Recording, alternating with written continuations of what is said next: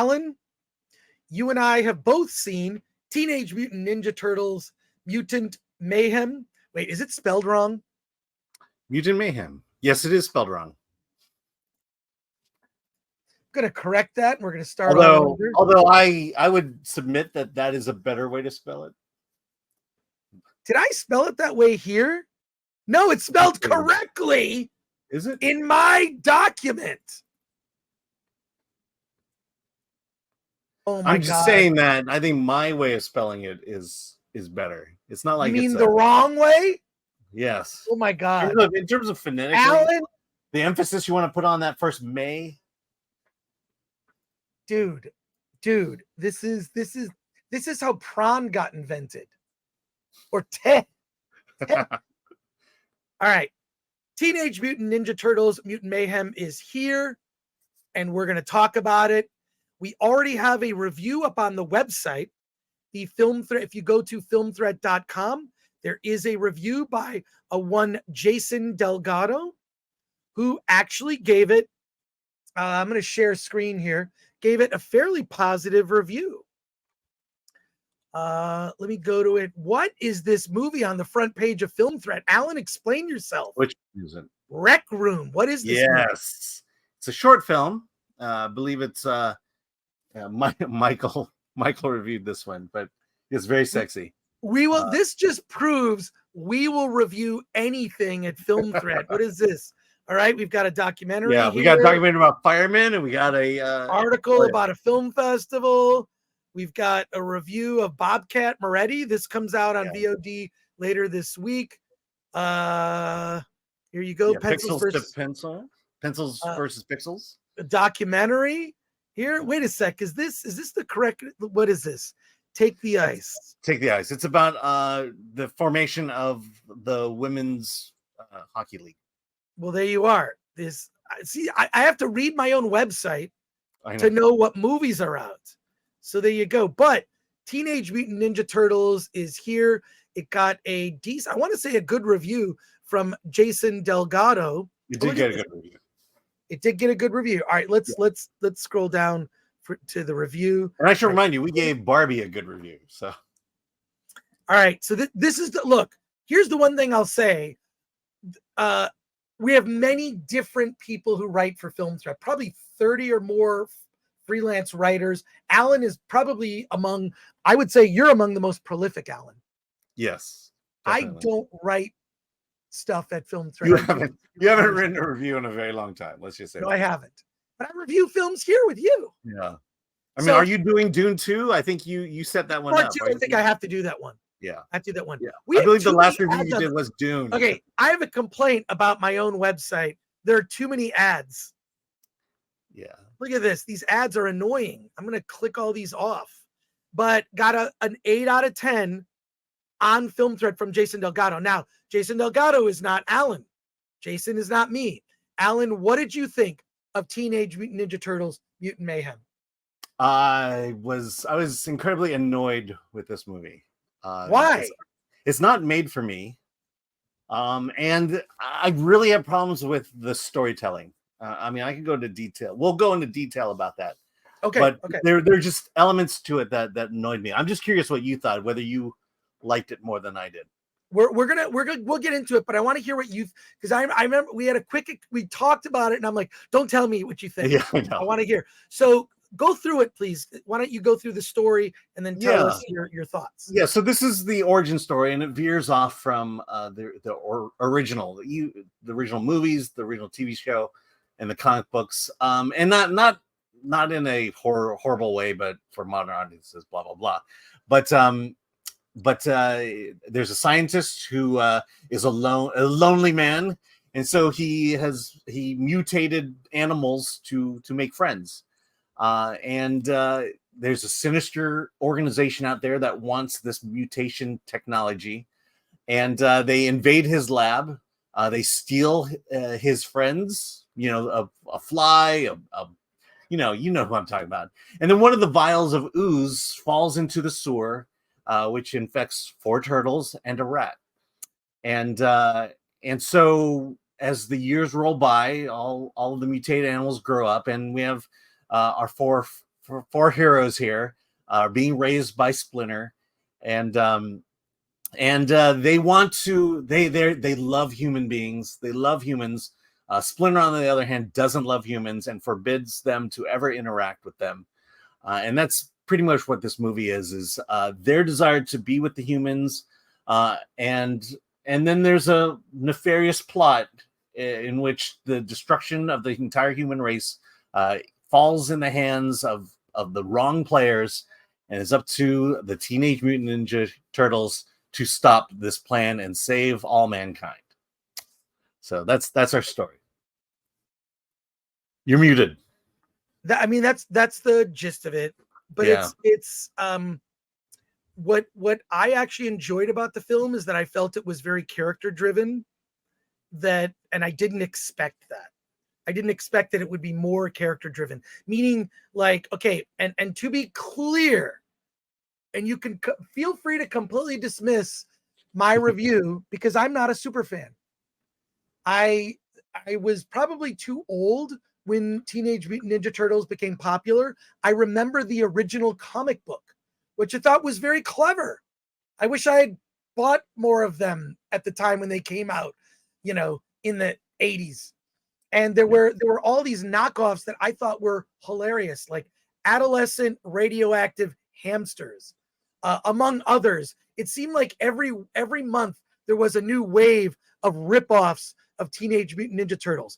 But Teenage Mutant Ninja Turtles, to the credit of the brand, sustained, which led to obviously, comic book series, a line of an animated series, a line of toys. I remember there was a video game for Xbox 360, which they made the achievement so easy that I got a perfect 1,000 score on that to boost my gamer score. Of course, there were the films, and I was not a fan of the movies. I thought it looked weird. Maybe it was just for me, the technology wasn't quite there. But I mean, I will say the movies, I was a Jim Henson nut, and this comes from the Jim Henson Creature Factory, and I think that's why I like the movies more, just because I like Jim Henson. Well, I just think that I wasn't the right age to become a super fan of Teenage Mutant Ninja Turtles. So let me just say, the Turtles came out in 84. Right. So I'm just about to graduate from college when they first came out, and I think you were a little past that. Yeah. So no, I was just getting into college. Yeah. So yeah. So long and the short of it is, not a super fan, aware of the brand, found it always entertaining, but I wasn't like, if they're changing the lore, one, I wouldn't notice, and two, I wouldn't care. And that's just because I am a casual fan, and I had a good time watching this film. Probably also because of two factors. One, my expectations were incredibly low. I had no interest in seeing this movie, didn't care. It was just, I'm going to see it because our movie meetup group decided, let's go see it, right? So we all went to go see it. And my expectations were like, oh, this is going to be, I just want to get it over with. And I had a good time, mainly because the thing that worked for me, I feel that they all acted like real teenagers. The big thing, which is why I feel it's very character driven, is that they just want to be accepted. They want to be friends with human. And of course, Splinter, played by, this is great, played by Jackie Chan, which I thought was really cool. Yeah, I have something to say about that. Okay, well, we'll talk about it. Splinter. Yeah, we'll talk about it. We'll talk about it in a second. But like, I thought that was cool. I thought that their interaction was fun. They kind of made it a bit modern with them. Like, it's like they're doing stunts for a camera, like making TikTok videos or whatever. They never mentioned a specific platform, but they're making like stunt videos like you would do if you're on a skateboard or whatever. Like, I found their personalities to be much more distinct in this than previous incarnations that I've watched. They seem to be very different in personality, size, stature, and whatnot. I found it charming after a while. Like, they acted like real kids, and all they want to do, which I feel that this is a high school thing. What do you want more than anything? I just want people to like me. Okay, so what are the mutants? What is the mutants' big problem? This is very simple. And by the way, this is a kids movie that I believe can be enjoyed by adults. Can be enjoyed. So, like all the mutants just want to be accepted and not seen as something grotesque and monstrous. That's it. And both the antagonist and the protagonist, they kind of want the same thing, which is really interesting. It did set up, without spoiling anything, it did set up a world. There was a big so-called controversy. It was a non-controversy for me that April O'Neil, they race swapped.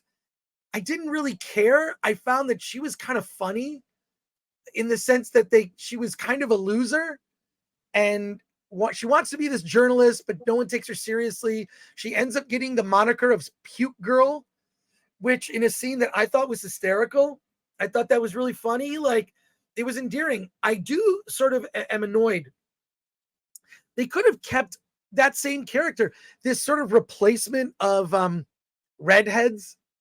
They always just take redheads in movies and just replace them with non-redheads. There's a not that it's not just it's black.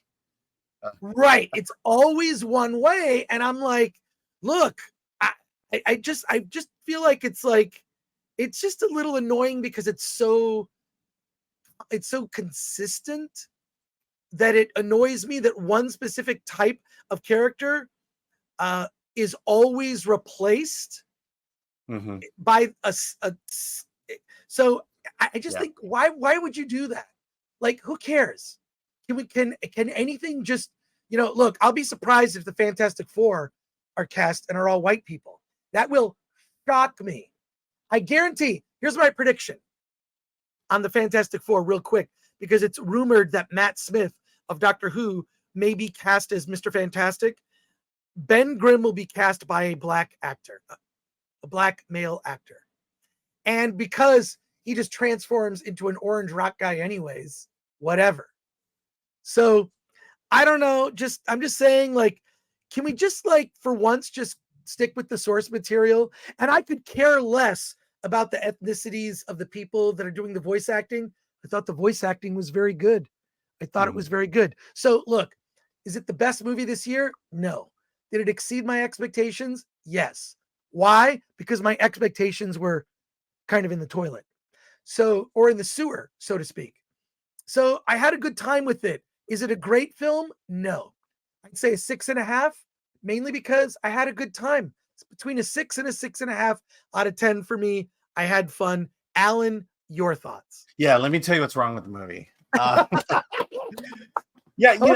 let's go. Let's go. Look, from a broad perspective, and putting my critic hat on, the storytelling in this is very juvenile. It's reductive. It's not clever at all. I mean, for one thing, the turtles have no fatal flaw.